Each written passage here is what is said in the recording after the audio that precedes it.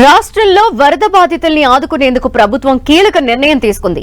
జల విలయానికి ఆగమాగమైన విజయవాడతో పాటు రాష్ట్రంలోని ఇతర ప్రాంతాల్లో వరద బాధితులకు భరోసా కల్పిస్తూ సీఎం చంద్రబాబు నాయుడు ప్రత్యేక ప్యాకేజీ ప్రకటించారు.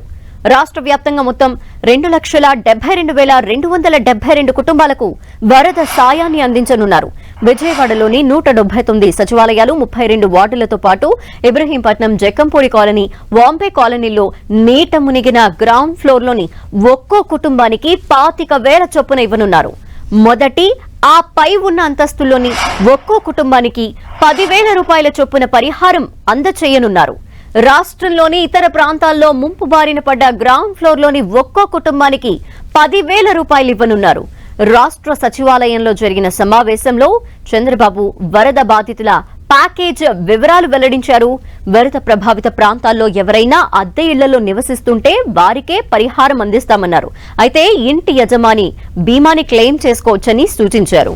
ఇటు వరదల వల్ల దెబ్బతిన్న రైతుల్ని ఆదుకునేందుకు వివిధ రకాల పంటలకు పరిహారాన్ని ప్రకటించారు చంద్రబాబు. పంట నష్టపరిహారం కూడా కౌలు రైతులకే చెల్లిస్తామని స్పష్టం చేశారు.